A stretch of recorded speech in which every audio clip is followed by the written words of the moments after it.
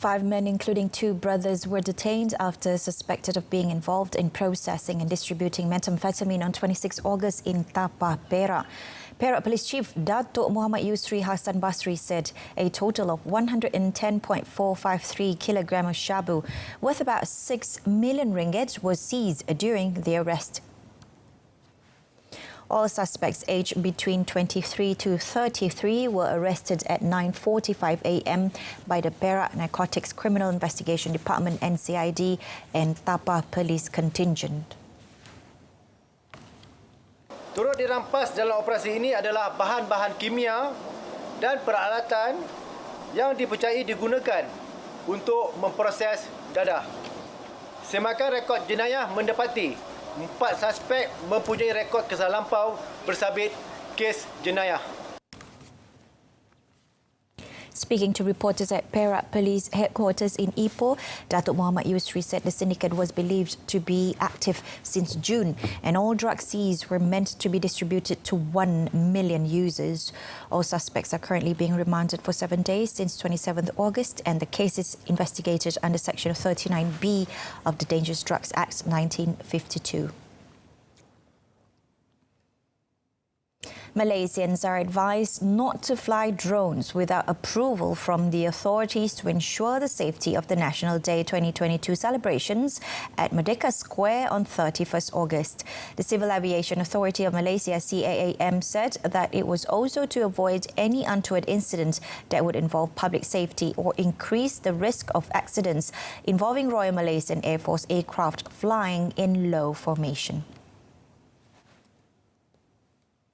The CAAM on its official Facebook page reminded drone users that all drone activities in the country is subject to Section 4 of the Civil Aviation Act 1969, Act 3, Regulation 98-140-144 of the Malaysian Civil Aviation Regulations 2016 and the Civil Aviation Directives CADs. CAAM also stated that those found in violation of the law could be subject to various fines and jail sentences. Violations of Section 4 of Act 3 will be subjected to fine not more than 500,000 ringgit or jail term not more than 5 years or both. As for violators of the Malaysian Civil Aviation Regulations 2016 will be subjected to maximum fine of 50,000 ringgit or maximum 3 years of jail term or both. Malaysia's 2-year fight against the COVID-19 pandemic showcased how Malaysians of various races and religions came together in the spirit of Keluarga Malaysia to overcome the challenge. Health Director General Tan Sri Dr. Nur Hisham Abdullah said Malaysians, including Health Ministry staff, showed the true meaning behind this year's National Month theme, Teguh Bersama, when the country was tested by the global pandemic, even during the early days of 2020 when the first infections began occurring here. He said the ministry staff's resilience, earnestness and sacrifice, along with those from various other agencies and the amazing response from ordinary Malaysians towards ministry initiatives formed the basis of the country's success in continuously controlling the COVID-19 outbreak. The spirit of Teguh Bersama was among the factors that drove Malaysia's success through compliance and acceptance of various government initiatives till the country is able to be in the transition of endemic phase currently and the resumption of the National Day 2022 parade at Merdeka Square this 31st August. Tan Sri Dr. Nur Hisham said the ministry appreciated the wholehearted support shown by Malaysians towards public health recommendations, programs and initiatives, and their attitude and commitment were signs of their strong patriotic spirit and belief in the Rukun Negara. The Health DG also invited Malaysians to pray for the COVID-19 situation in the country to remain stable and improve. The main focus on Budget 2023, among others, will be ensuring the continued momentum of economic recovery this year. According to Finance Minister Tengku Datuk Sri Zafrul Tengku Abdul Aziz, aside from restoring the gross domestic product (GDP), emphasis will also be given towards recovery of the job sector and overall the income of the rakyat. He said that a fiscal reformation is also required to ensure the long-term economic resilience in facing other unexpected circumstances. Also given focus will be efforts to increase the country's competitiveness in a way that is both inclusive and sustainable. Strengthening economic resilience against future shocks, through reforms such as better social protection, stronger public health system, more sustainable fiscal position, and more targeted subsidies and assistance. There are currently 51,944 job vacancies in Johor, exceeding the 34,278 job seekers in the state. Johor Menteri Besar Dato' Onn Hafiz Ghazi said that citizens in the state should make the most of the available job opportunities, especially in the manufacturing and service sectors, adding that the state government was also studying the possibility that there might be a mismatch in terms of job matching. He said there were suggestions that service centres in the state be used as SOXO satellite centres that will serve as one-stop centres for employers to conduct interviews and job matching with potential employees. He also said that 34,806 self-employed individuals have registered with the Self-Employed Social Security Scheme, including those in support service, passenger transport and goods and food delivery sectors. Dato' Onn Hafiz also welcomed SOXO's assistance in channeling information and available benefits to the state citizens, including 278,000 housewives who contribute to the welfare of their families and communities and deserve to be covered under the Social Security Scheme for housewives.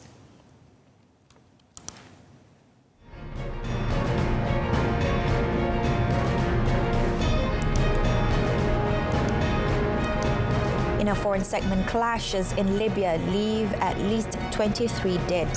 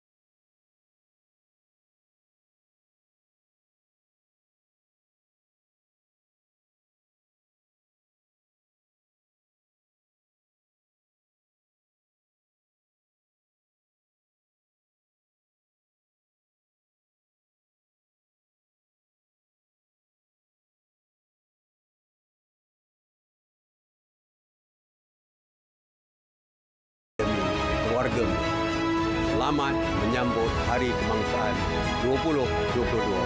Merdeka, merdeka, merdeka.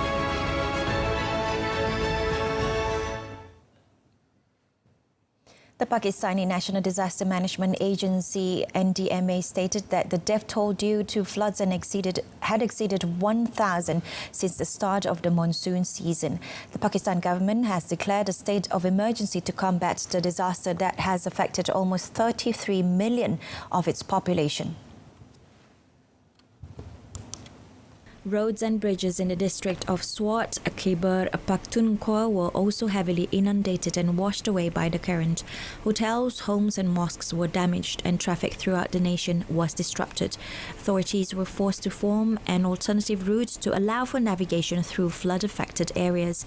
Search and rescue operations by NDMA, government organizations, volunteers, non-government organizations as well as the Pakistan Army are currently being conducted. NDMA said over 0.8 million hectares of agricultural land were damaged, 3,451 kilometers of roads destroyed, and 149 bridges washed away. According to the Pakistani Meteorological Department, heavy rains will persist for several more days. The fates of hundreds of thousands of residents in the district of Sindh rests on the resilience of a 90-year-old barrier which redirects water from the Indus River to one of the world's largest water systems. Clashes between supporters and opposers of the Libyan government left at least 23 killed. 6 hospitals in Tripoli were also damaged following the incident.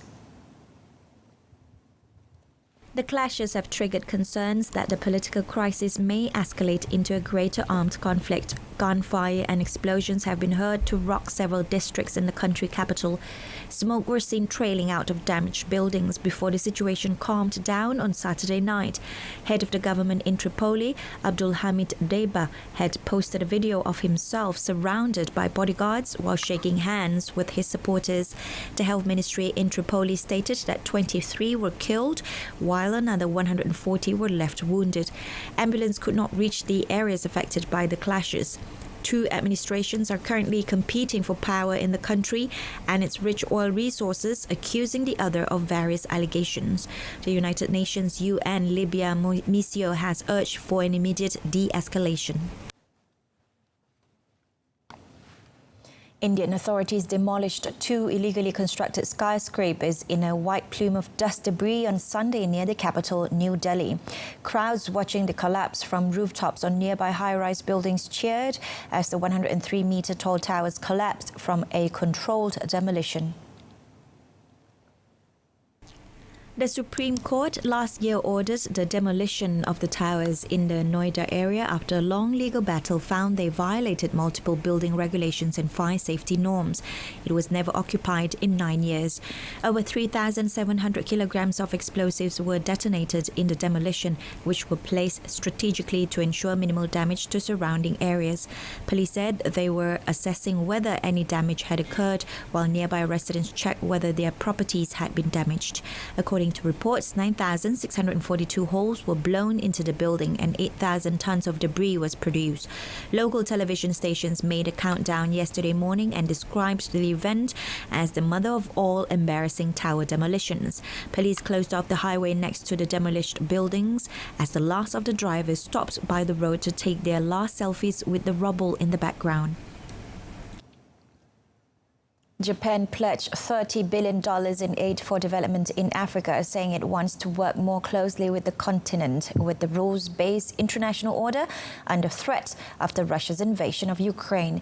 Addressing a Japan-Africa summit in Tunisia, Prime Minister Fumio Kishida said Tokyo would work to ensure grain shipments to Africa amid a global shortage. ロシアによるウクライナ侵略は国際秩序の根幹を揺るがす行為です。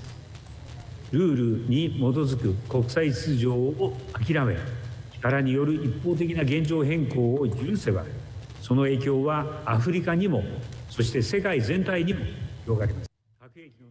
Kishida said the $30 billion would be delivered over 3 years, promising smaller sums for food security in coordination with the African Development Bank.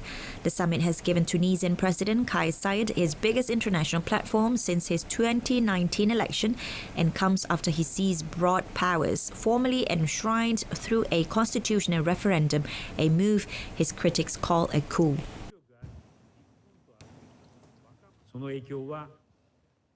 Zaporizhzhia authorities handed out iodine tablets in the city's eastern Kortisky district as fears of a nuclear accident remained high.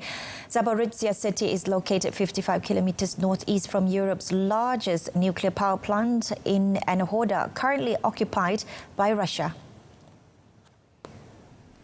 Regional Governor Alexander Staruk said yesterday that Russian forces struck residential buildings in the region's main city of Zaporizhzhia, about a 2-hour drive from the plant, and the town of Orikhiv further east. On Saturday, Staruk told Ukrainian television that residents were being taught how to use iodine in case of a radiation leak. In early March, fierce fighting around the plant broke out, after which Russia captured the premises and the nearby town of Inahoda. The nuclear plant remains close to the front line and has come under repeated fire in recent weeks, raising fears of a nuclear disaster. Russia and Ukraine have accused each other of shelling the plant. The Ukrainian army released footage yesterday showing off a German-made Panzerhaubitze 2000 howitzers firing shells. The Panzerhaubitze 2000 is one of the most powerful artillery weapons in Bundeswehr inventories and can hit targets at a distance up to 40 kilometers. German Chancellor Olaf Scholz promised Ukraine on its Independence Day on August 24th that his country would continue to deliver weapons month after month and train more Ukrainian soldiers. Ukrainian serviceman Nazar said he learned to operate the German Panzerhaubitze 2000 on a training course abroad within a month and a half. Most of the heavy weapons NATO countries have sent to Ukraine so far, Soviet-built arms still in the inventories of East European NATO member states. But the United States and some other allies have started to supply Kiev with Western howitzers. Kiev has previously said it needs 1,000 howitzers, 500 tanks and 1,000 drones, among other heavy weapons, to repel Russian troops. The combined SLS Orion spacecraft is due for blastoff from the Kennedy Space Center in Cape Canaveral today. A 6-week test flight called Artemis 1 will be sending the uncrewed capsule around the moon and back to Earth. Jeff Spaulding, NASA test director, said the mission looks favorable for a launch window beginning at 8:33 a.m. to 12:33 p.m. local time, barring weather disturbances or unforeseen technical difficulties. Bottom line is we look really good. No issues, no concerns or constraints from the lightning events at this point. Let's see. So far, I did mention we powered up yesterday. Later in the afternoon or last night, we did power up the RF systems on all of the vehicles, on Orion, on the core stage, on ICPS. Did those checkouts and tests. Those all went really well. NASA's Artemis program aims to return astronauts to the moon as early as 2025 and establish a long-term lunar colony as a stepping stone to even more ambitious future voyages sending people to Mars. More than a decade in development with years of delays and billions of dollars in cost overruns, the spacecraft so far has cost NASA at least $37 billion, including design, construction, testing and ground facilities. This mission is NASA's first mission to the moon in 50 years. Very exciting to say. To try to get those events going on some.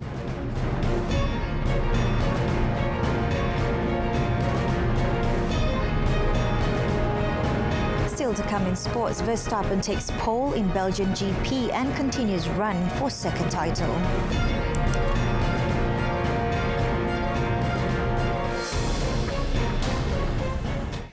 Badminton Association of Malaysia BAM doubles coaching director Rasmi Menaki says his strategy for men's double shuttlers Aaron Chia and So Yik had worked in delivering the country's first ever World Championship title. He said knowing that it was not easy to defeat the Indonesian pair Muhammad Ahsan and Hendra Setiawan, he had advised his charges to opt for longer rallies and not to rush in receiving the returns. The world number 6 pair's 21-19, 21-14 victory against three-time world champions Muhammad Ahsan Hendra Setiawan of Indonesia was not only their maiden international title, but it also entered Malaysia's 45-year wait for the elusive World Championship crown just days ahead of the National Day celebrations on 31st August. Rasmi said since returning to the BAM as deputy coaching director last October, he had focused more on setting a winning mindset and building confidence for Aaron Wuyik. Commenting on the criticism faced by the shuttlers for having the jinx of failing in the semi-finals, Rexy said such criticism should only serve to build a stronger mentality for the athletes. Asked about his feelings when his Chargers bagged the world title, Rexy said he felt excited, like a bedridden and sick person suddenly got cured and was able to run again.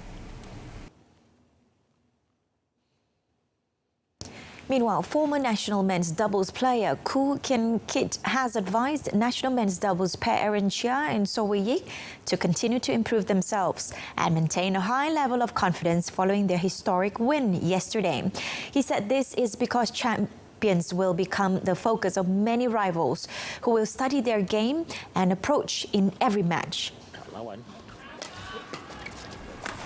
Kian Kit, who won the silver with his partner Tan Boon Hyung at the 2010 World Championships in Paris, said that Aaron Wei-Yik has a clearer game plan compared to previously. This was Aaron Wei-Yik's fourth showing at the World Championship, having made it to the quarterfinal stage in the 2018 edition in Nanjing, China. Malaysia has made it to the finals a total of 9 times since the championship began in 1977, 5 times in the men's singles and 4 in the men's doubles. Former national champion Datuk Lee Chong Wei was made the most appearance, 4 in the total in 2011, 2013, 2014 and 2015.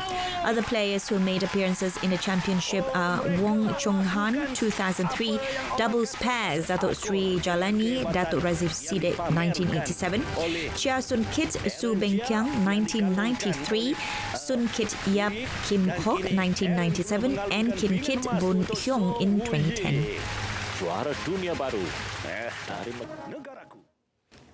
The Petang teams from Malaysia and Thailand respectively won the men's and women's Open Petang titles of the 2022 Johor International Petang Championships, which came to a close in Arena Emas, Johor Bahru yesterday.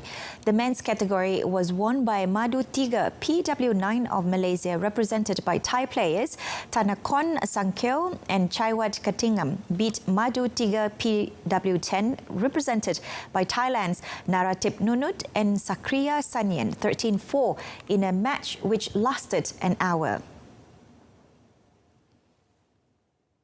In the women's category, Team Thailand A of Thailand, comprising Nantawan Phongsanit and Pantipa Wongchufev, defeated Jatim Indonesia, represented by Anjani Dwi Aprila and Sofia Febrianti, 13-7 in over an hour.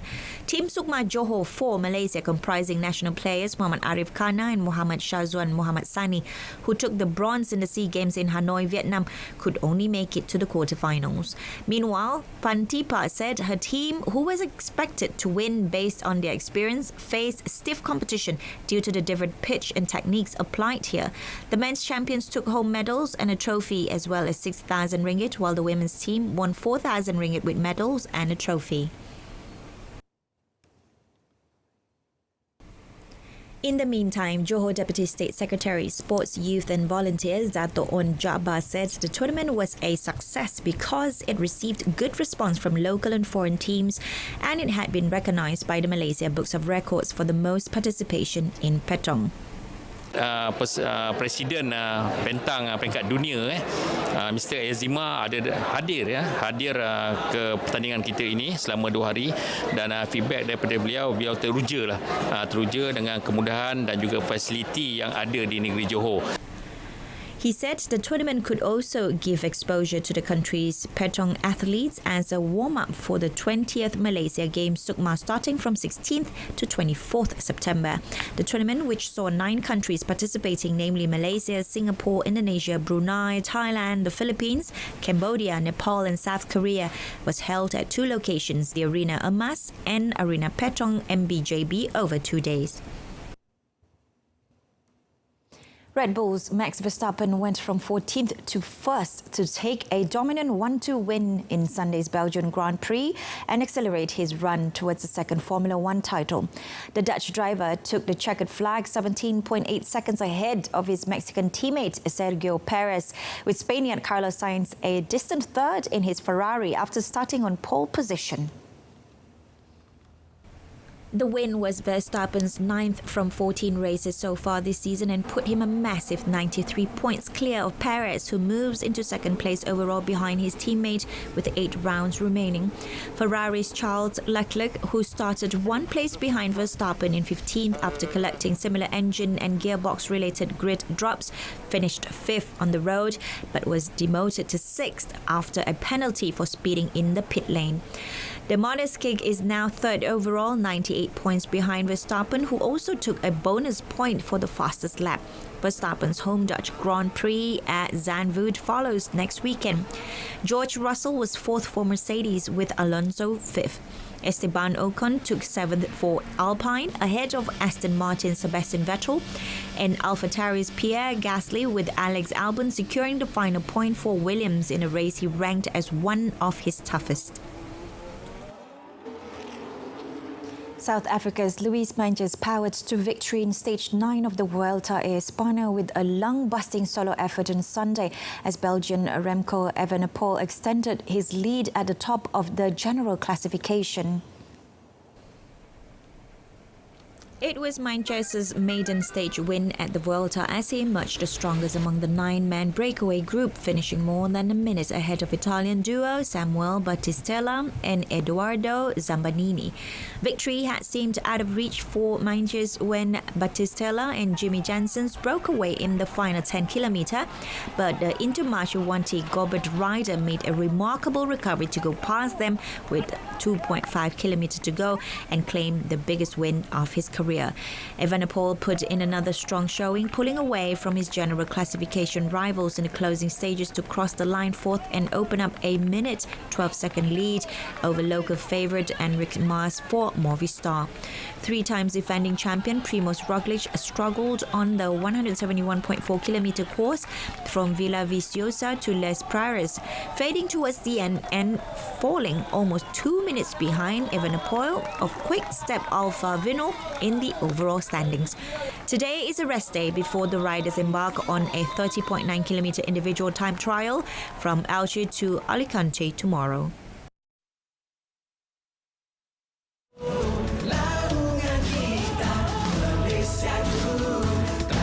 Perbarisan dan Perarakan Hari Kebangsaan 2022 31 Ogos 2022 Rabu bermula pukul 7 pagi bertempat di Dataran Merdeka Kuala Lumpur. Orang ramai dijemput hadir.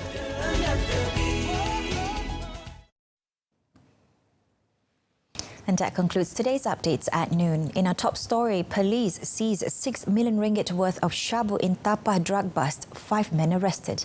Don't forget to tune in to news at 10 later tonight. Till then, I'm Renee Fong. Thank you for watching and have a pleasant afternoon.